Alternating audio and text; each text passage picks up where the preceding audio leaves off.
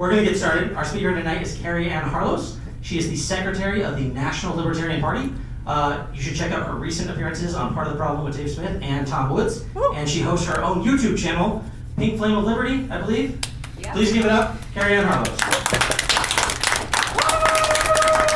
Hey, hello everyone.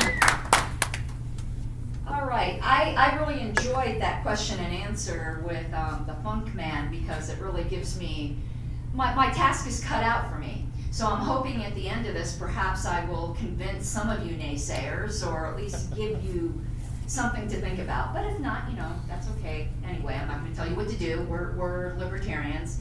And I know some people will say something like, I remember, I used to be really involved with church. I'm a Christian, but I don't really like church so much anymore. But people used to say things like, I don't like organized religion, and the pastor would say, don't worry, we're not that organized. And I say the same thing about politics. If you're worried about organized politics with the Libertarian Party, don't worry, we're not that organized. So, let me give you a little bit of background, though those of you who see me on Dave Smith or Tom Woods would know that already. But I spoke here in 2017. Actually, the title was Anarchy in the LP. And I believe that's on their YouTube channel. But I wanted to just give a short story about how I came to libertarianism, because I have found out this is somewhat rare. I didn't know any libertarians. I didn't read libertarian material. I was actually in a Facebook debate with a bunch of conservative Christians who were, fapping over the fact that you could put spikes under the overpasses to keep homeless people out. And I was absolutely horrified by that.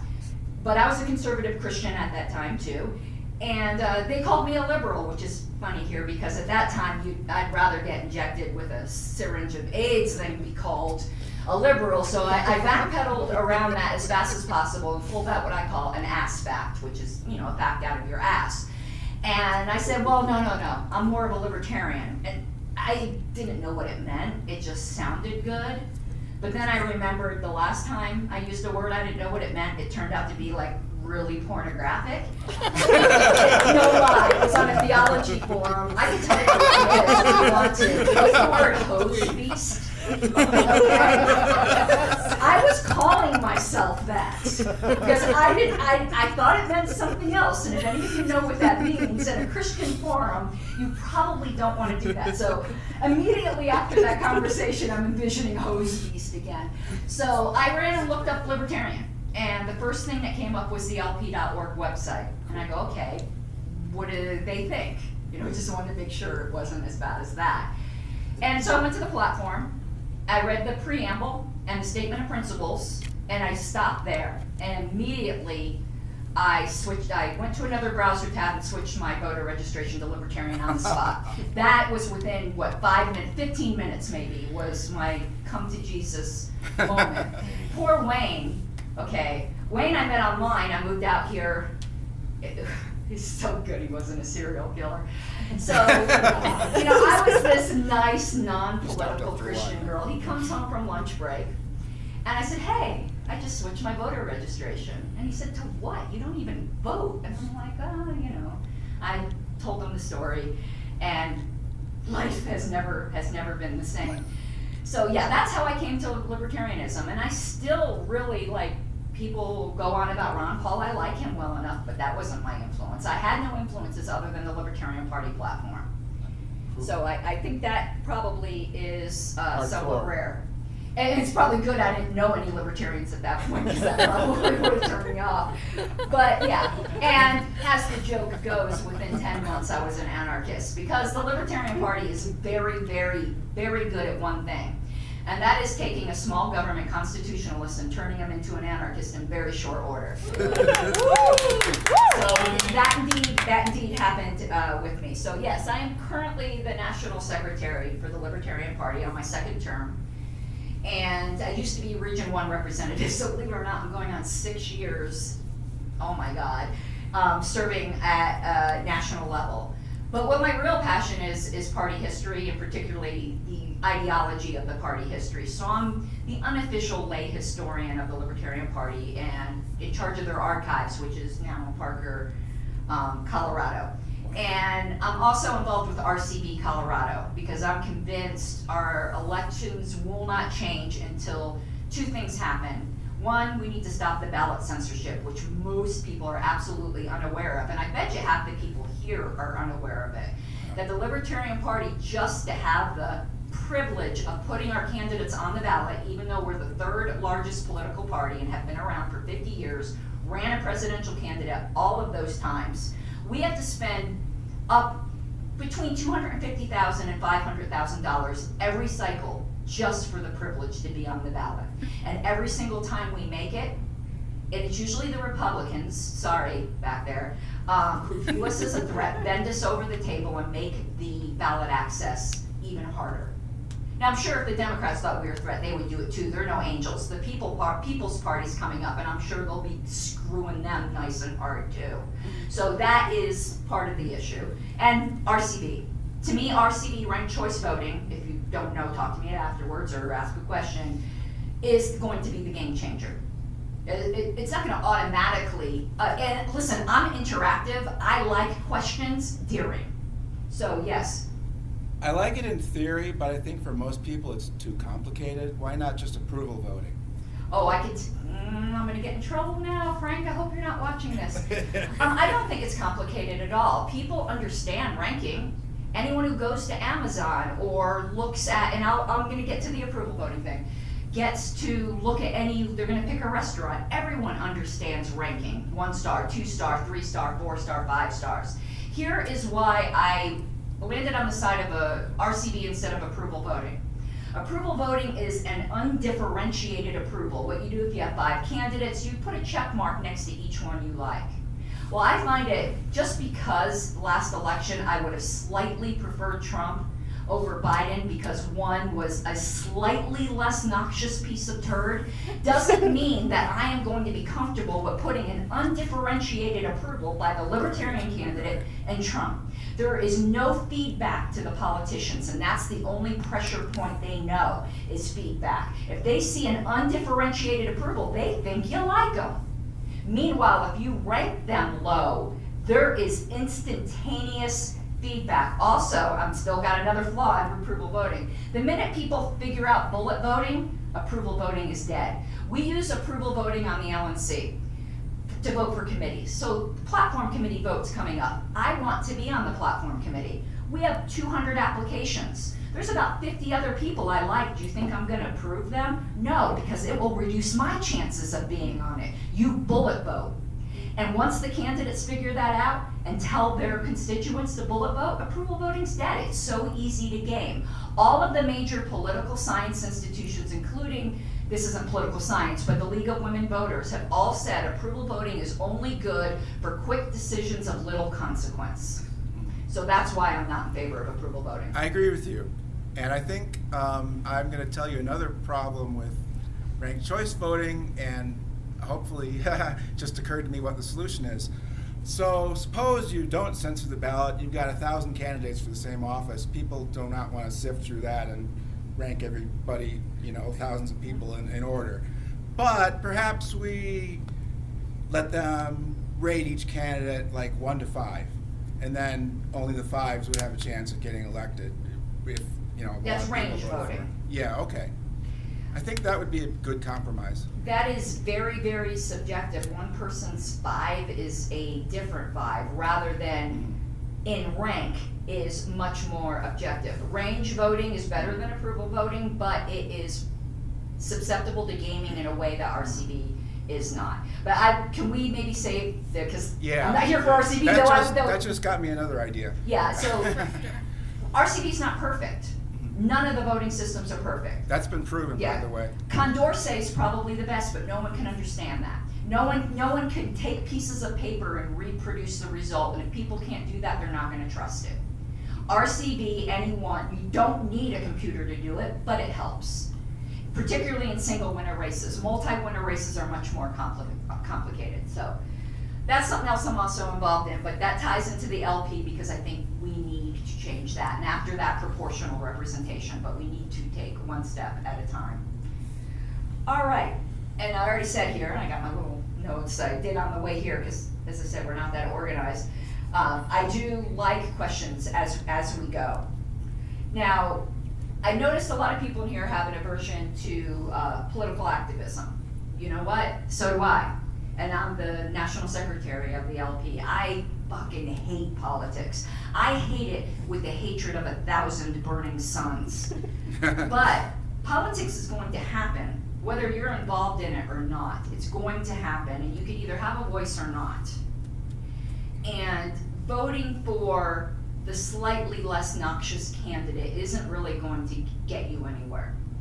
And that's why I firmly believe in the Libertarian Party, but I will get more into that. But I just wanted to recognize we share the same loathing. I'm not here all in love with politics. I'm involved with politics as a matter of survival. But what I like to think of it, and actually the founder of the party thought the same way, the Libertarian Party is not a political party, it's an anti-political party. But I actually think it's a social movement disguised as a political party, because that's where our changes actually happen. Politics is a lagging indicator of social change that already happened. Just go back 3 years ago, do you think everyone would have had abolished the police on their mouth? What did that? BLM did it. No matter what you think of them, as a social movement, they got some of the most radical ideas on the mouths of everybody. So I view the LP much more so as a social movement disguised as a political party, and there is advantages to that. The party founder even thought that. So David Nolan from Colorado, before he started the party, put out an article, and it was in Reason Magazine and the Society for Individual Liberty, called The Case for a Libertarian Political Party. And he laid out 6 reasons. And some of those really aren't valid today, but I'd like to let you know what they are, because most of them are. He had said that there would be more media opportunity, and that is true. I ran as a line holder, meaning all I did was say, I'll be a candidate for this race. I spent no money and did no campaigning. But all of the papers still sent me questionnaires, and it got printed in all the papers where I could just rant about the government. And who knows who saw that. That opportunity would not come to me but for the fact that I put my name down as a candidate. Particularly in presidential years when people aren't satisfied with politics, and Lord have mercy, that is now. And when you do that, this was reason number 2, you convert people. You're using the state's apparatus to evangelize, to get more people into the libertarian movement. And back then, he said it gives an idea of how much support they have, because it was a brand new thing back then. I want to say that is so valid today. He also says it will provide a continuing focal point for libertarian activity, and I think that is still, in fact, the case, in a way that single issue groups cannot be. He also says it would hasten the merger of the libertarian right and the libertarian left. That, again, was more of an issue then. As much as that's going to happen, I think, has already happened. But here's the most important point. His 6th point is that our mere existence pressures change. Don't think of libertarian victory only as candidates winning office. Every time we're the 1.8% spoiler vote, we just pressured change. If we got a couple libertarians in Congress, you don't need a bunch of them, you just need enough to be the swing that they got a court. That happens even now with the outlier Democrats and Republicans. So our mere presence does pressure change. And if we had RCB voting, the first place, be it Democrat or Republican, needs somebody's second place choices. And they will actively court the third parties. They can't just vilify them, because in RCB, you're not gonna win on first place alone, because you need a majority. You need second place votes. And that's where we will show our power. And so will other third parties, who just gotta outbeat the socialists, but that's, that's the game you have to play. But notice something here. I named 6 things. What wasn't on that list that David Nolan did? Electing candidates. That wasn't even on his list. He put as an afterthought at the end of his essay, there's always the possibility we might get a few libertarians elected. And that's still, in fact, the case today. There is a different metric for winning, other than just simply getting people elected. So the title, was there a question back there? No, I was. Oh, okay, you're just, okay. So the topic today was the current state of the LP, and there was, again, a pun intended in there. I don't know if you caught it. The LP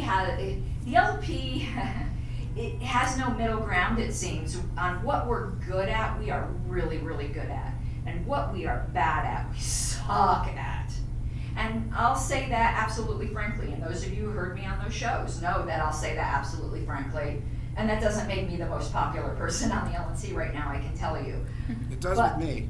Well, I said whenever I shut my mouth, that's when you either, unelect me or shoot me in the head, because I've sold out. And I know the temptation now. I don't judge so harshly people who get in these positions, because the temptation to go along, to get along, is very, very strong. But I have autism, so I don't give a fuck. So it's weaponized autism. I can read because I have the diagnosis.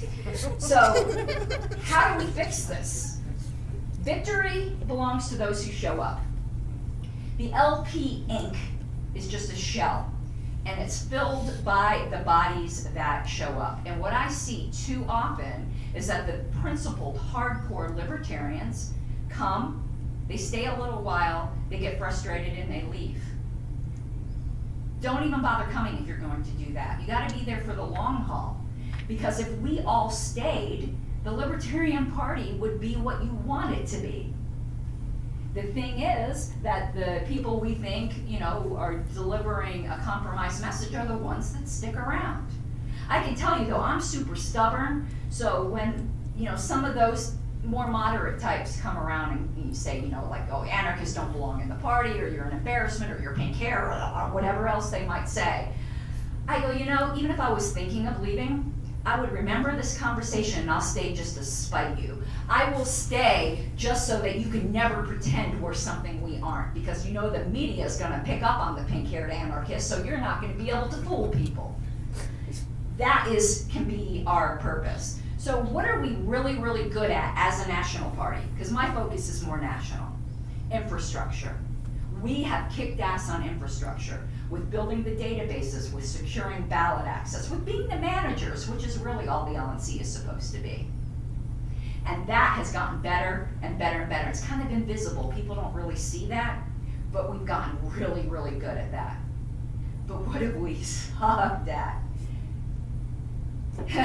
If anyone on my Facebook page will see the joke I posted there today. I posted in the Mises Caucus group that the LP finally put out a comprehensive press release about the lockdowns.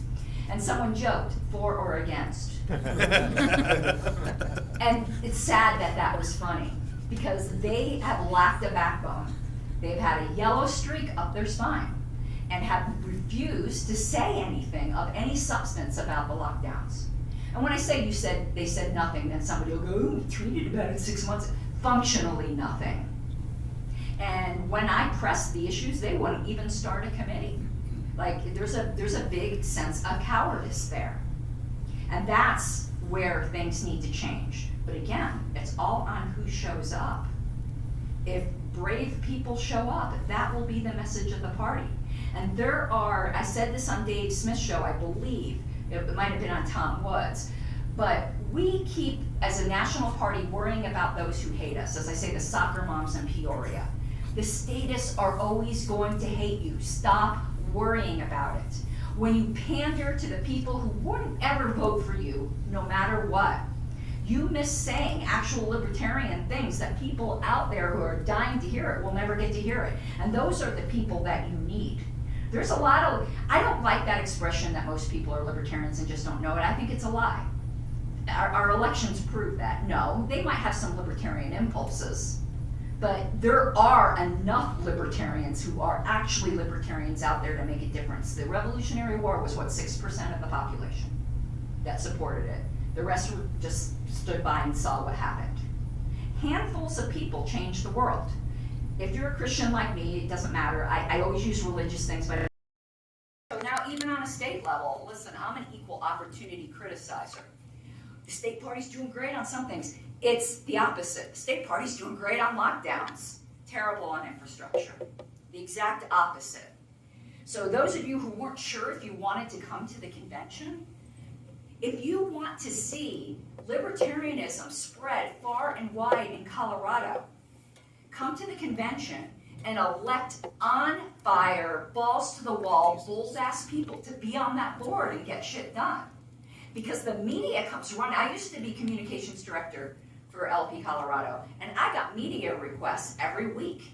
I was on TV quite a bit. I sued the state of Colorado, some of you may know, to get the right to take your ballot selfie. I used to get all kinds of press. But you gotta be willing to say it. You gotta be willing when they go, oh, so you wanna legalize heroin too? Yeah. What about it? Ask me. Ask me why.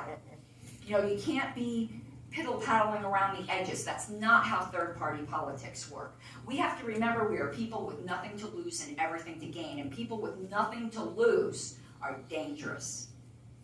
And for those of you who don't want to get involved in political action, perhaps you are a revolutionary who is ready to take up arms. I'm not. I say to all my friends who, you know, they're LARPing that they want a civil war, I go, be careful. Well, you're going to get what you wish for, and you ain't going to like it one bit. So as long as there is a political chance, take it. Because where we are going is awful. I really, truly believe there is not long for this country. And if you've got younger people than you that you care about and you want them to have a future, then do something about it. You know, I keep hearing, oh, secure liberty for yourself. You know, political action is useless. Well then, okay, then you just said, I'm giving up the future, or I'm ready to take up arms. That is really where we are at now. And that's why I would encourage you to get involved. Yes? Isn't there a third option, though, in technological disruption? Potentially, but the state is starting to get its grip on that. They are closing out the avenues. I'm not saying political action is the only alternative, but political action has its tentacles in all of those other areas. You know, if you, I tell people, find what you love and let it kill you. And if you can't do that with political action, that's okay. I'm not gonna, but I'm encouraging you to at least try to think of it as an option and not immediately shut it down as somehow inherently dirty. And remember, Brennan just came out and said, libertarians are potential terrorists. And the National Party had shit to say about it. They said nothing, which is just embarrassing. I'm sure right now, and I'm never going to get on the platform committee. They all hate my guts now. I'll support you for president. So, you're now a potential terrorist. You know, you definitely need a political voice because it's the politicians that are going to be coming for you. And when you said technological disruption, let me give you an analogy, because some people go, yeah, but I don't even believe in government. Why do I want to get involved with something that inherently involves government? If you were an anarcho-primitist, you know, who just wanted to go back to, you know, living in the woods with loincloths, would there be any reason for you to be a computer programmer and move up in the ranks of security companies, even though you don't believe in technology? Yeah. If you wanted to design the virus that was going to take the shit down. And that's the way I look at libertarian involvement. We want to get there and take the shit down. And that's the way you get there. It's not the only alternative. I don't look down on people who say, I can't vote, I can't do political action. That's fine. Just don't shit on me who does, because that tends to be what happens. I'm just trying to open minds to people that this might be another alternative for getting the word out. And let me, before I see if there's any other questions, I kind of just went off on my own, which is, you know, tends to be what I do. Oh, I wanted to give some other pluses here. So I gave you some of the dark spots. Some of the bright spots has to do with, like, my appearance on Dave Smith's show. Dave Smith has gotten everyone riled up with his statement that he's taking over the Libertarian Party. Woo. I don't like that terminology, and he knows that. We had a long discussion on that. To me, it puts people in a defensive posture unnecessarily. I don't mind being offensive when it's necessary, but I think being offensive when it's not is like you blew your wad on something you didn't need to. You You got to save it for when it counts. He doesn't mean hostile, he means just out recruiting. I think there's a better way to say it, but I'm not him. I ain't gonna tell him what to do. I don't think it's productive, but I get what he's doing and I support the idea behind it, even if I don't like the terminology. And that is a bright spot. The Mises Caucus is just a caucus within the party. They're raising $11,000 a month. That is absolutely incredible. They've got hundreds of on-fire people. They need your fire too, because we could turn this party around. We could have some bold-ass messaging going out if we show up. And I don't like the takeover, but out-recruit. Absolutely out-recruit. Anyone could have ran for secretary. I ran. Yes. Have you guys ever considered changing the name of it? Of what, the party? Yeah, like individualist or something that's better for marketing purposes. I don't think libertarian's bad for marketing purposes. I do wish they picked a different name. Not for marketing purposes. Now it's associated with domestic terrorism. Well, then they would just say radical individualists or something like that. Because the last time the Department of Homeland Security put out a memo, it said small government radicals or whatever, which would fit us. They'll find a way. The reason why I wished that the LP didn't choose the word libertarian is we kind of stole that word in England or Europe. Overseas, the word libertarian does not mean what it means here. It means anarcho-communist. And the first time someone here encounters that, because we're so provincial, we don't think anything else exists outside of America, they really get, twisted in a pretzel. But that's the fact. American libertarianism is completely different than European libertarianism, and that can cause some confusion, but we have the name. It was the first name they were considering was Liberty Party, and then it lost in a vote of the early party, which I'm kind of glad. That's too watered down. Everyone uses that and no one means it, So any other comments, questions? I'll entertain, almost anything. I don't want to say anything that could open some wild doors. Yes? So I heard you talk on, I think it was Tom Woods, about the pragmatic takeover of the party back in 2006. Yes. Can you talk a little bit about that, number one? And two, do you think it was a good thing? No, it was a horrible, shitty thing. And we still are suffering from the schism that was created. That was, in fact, a takeover, a hostile takeover. And hostile takeovers, no matter what, aren't any good. Just like and I'll get to the specifics, but about takeovers in general. Ender's Game, if you remember, The thing was, if you're going to confront the bully, make sure he doesn't get back up. So, and I'm not saying I endorse that, it's just a reality of life. And if you don't completely purge out everyone who didn't like your takeover, they'll be patient and they will lie in wait. And you're referencing a Spurgeon sermon where he was talking about sinners in the hands of angry God. He goes, "You're walking over hell and your foot will slip one day." And it's the same thing. They'll lie in wait for you, and you will falter, and they will pounce unless you kill them. Unless you completely remove them, and that's just not possible. So you might as well not do like hostile takeovers. I'm going to want to answer his 2006 question.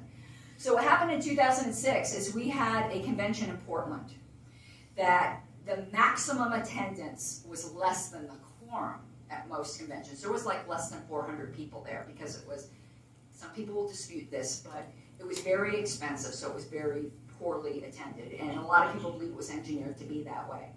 And the pragmatist caucus, it's a little different one than exists now, but they called themselves that, came and deleted the entire platform. And some of the votes were less than 1% margin. And why nobody screamed that those votes needed to be audited right then, I don't know, because you want to know what? I've done an audit 10 years after the fact, however many, math isn't my thing. I've already found discrepancies. Because I looked at the list, then there were no secret votes. So I saw how everyone voted, and I saw people that no way in hell voted for it, and I called them up, and they're like, I'm on record as what? So I don't even believe it was legitimate, but it caused tremendous bitterness that still hasn't been recovered. And we're repairing the platform still as far as I'm concerned now. I've been National Platform Committee Chair twice, and we've now gotten in some language, that horrifies all the right people. That's kind of always my goal, to horrify all the right people. So we put in the personal relationships plank, I added the phrase, well, I proposed it, obviously the delegates added it, regardless of number of participants. I figured that would horrify all the right people. Yes, you. Oh, well, when are you running for president? Oh, Lord, Wayne is going to kill you. Yes. And so you might be looking for more complex questions, but I don't really know much about the party. I just kind of came here to learn more about it. Sure. It seems like some people here, they aren't too keen on identifying with the term conservative. And I honestly didn't know that that was different than libertarian. Like, why is that? And what is the difference? That actually is a complex question. Oh, okay. Libertarians are not conservatives. Okay. And we're not liberals either, unless you're talking about classical liberal. But that term is dead in America. We would very much be part of the classical liberal tradition if people even knew what that meant. Libertarians are radical individualists, where this is what I like to say about conservatives. And please don't be offended, okay? No, I'm not offended. Okay. And I thought you thought I was Republican earlier. I don't really know what I am in terms of like parties. I just know that my values are in that ballpark. So don't worry about that. Yeah, go ahead. Okay, just Yeah. I like to say, and I read this somewhere, it's not original to me, but conservatives talk about loving liberty until they figure out what that really entails. Because the minute you say legalize all drugs, all of a sudden they don't love liberty so much. There's certain litmus tests that once you say that, they're like, oh, no, that's okay. So if I wanted to make it really simple, and I hate this comparison, but it is good for a conversation starter, is that we mostly agree with the conservatives are supposed to agree, but they don't, on being very conservative economically. But when it comes to social issues, we are not conservative whatsoever. I like to say on economics, we're farther right than the farthest right. And on social, we're farthest left than the liberal. I don't even like saying far left because they're progressives and communists. That's not what I mean. So libertarianism isn't based upon conserving any kind of tradition. And you will find amongst libertarians, which shocks some people, there's plenty of libertarians that carry no torch for the Constitution. I would happen to be one of them, and that does horrify some people. I think it's probably the best document out there, but that doesn't mean it's perfect. So I support it where it supports liberty, and where it doesn't, I don't. So everything is grounded in the individual. So what the libertarian philosophy will come down to, and this is where it absolutely differs from conservatism, is we believe in something called the non-aggression principle. And what that means is you should be free to do anything as long as it doesn't harm another person's rights. We don't believe in any positive rights. We only believe in negative rights. Your negative rights don't require anyone else to do anything for you to have that right. So healthcare, positive right. It requires other people to provide something to you. Right to life, negative. Nobody has to keep you alive. The only duty they have is not to kill you. So everything in libertarianism is based upon the fact that every person is born with inherent negative rights. And as long as you aren't infringing upon anyone else's negative rights, even if you're like completely destroying yourself, you have the right to do that. You just don't have the right to commit aggression. And conservative values do, on at least the social issues, commit a lot of aggression. Like where they don't want to let gay people get married. They don't want to legalize all drugs. They don't want to legalize prostitution. All of that libertarians might not be in favor of morally, but they don't believe you can use force to stop it.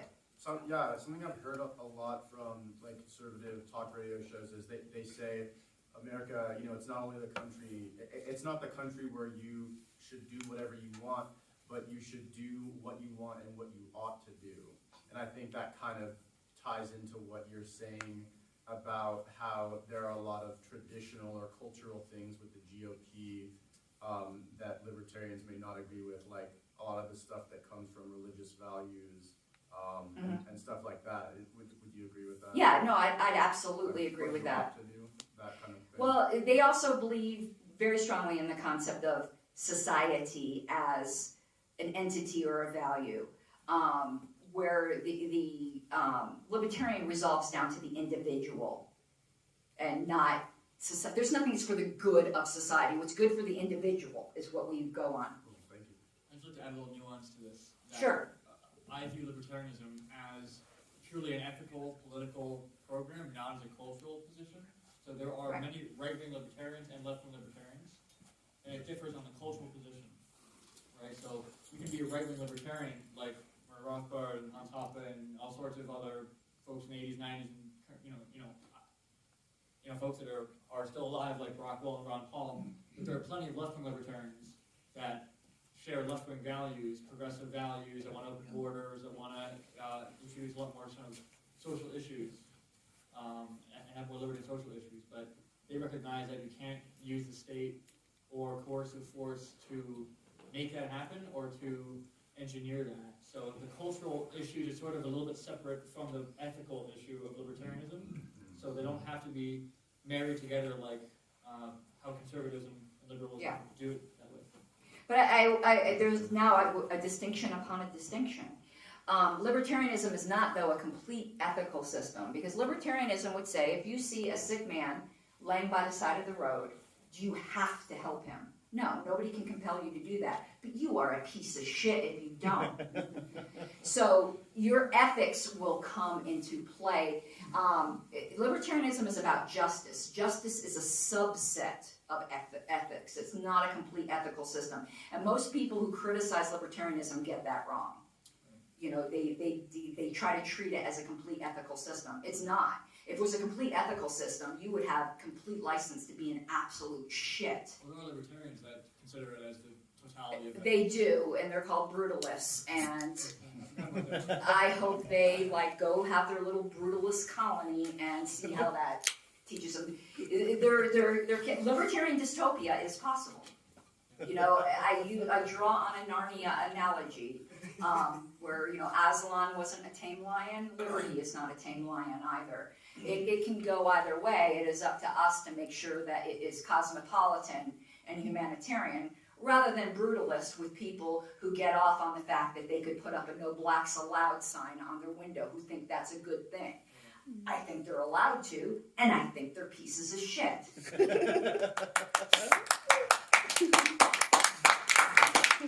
And you had a... I'd like to clarify something. This meeting tonight is, in some sense, a socialist event. We did not pay admission. Snacks and drinks were provided for free. And yet, a lot of us donated money to help cover this. And it was totally voluntary, and that's why it's libertarian and not authoritarian or Right. totalitarian. Yeah, I would say I wouldn't call it socialist, because socialism has a different theory of property rights, but I would call it communitarian. Yeah, good. Yeah, and communitarianism is actually, I think, one of the highest expressions of libertarianism. I believe libertarianism is about human flourishing, not about being the biggest dick in the room. And unfortunately, there are some people who think that, and hopefully they'll grow up. That's, Yes, sir. During the course of your talk, you talked about you were pleased when you were able to do something to piss off the people who deserve to be pissed off. And that bothered me just a little bit. Because I think one of the real problems that we have now is the terminology escapes me. Like the polarization in politics? The culture that prohibits Dr. Zeus. It seems silly to me, but how can you prohibit urinals with her? Well, they're now prohibiting Mr. Potato Head because it has Mr. in the name. I'm not kidding. But they're using the force of the state. Listen, people who want to get... Let's take this out of politics. And we were talking about something we would all agree is wrong. Rapists. Am I going to lose sleep at night if I piss off a bunch of rapists? No. The people who are using politics to infringe upon the rights of other people are committing violence. And sometimes being obnoxious about it will wake them up to that fact. But I'm sorry, I don't treat with kid gloves any man that will commit violence against another man. Other people have different approaches. And I reach a certain subset of people. But I think we've been mild too long. We need to call things what they are. Back in the antebellum South, a lot of people pussyfooted around what slavery was. And you had the radical abolitionists who said it for what it is. And I'm a radical abolitionist when it comes to the state. And I will call it what it is. So I don't know what time-wise. Any last questions? Two more. Oh, well, he had his hand up before too. We're That gonna go gentleman. Matt and then Daniel in the back. Since he asked the difference between conservatives or the right and libertarians, wouldn't the biggest, most striking difference be foreign policy and the national security state? That would be another one. I mean, libertarians are non-interventionists. We're very strict non-interventionists. Peaceful relations with all, entangling alliances with none. So that would also be a big difference. But right now, the Democrats aren't any different. They forgot they were anti-war. They don't know what anti-war looks like. Well, I don't know. Maybe at one point. I don't know. As I said, I'm kind of new to politics myself, so when you get back into some historical things, I'll plead ignorance. I know what's going on today. Yes, I think you had.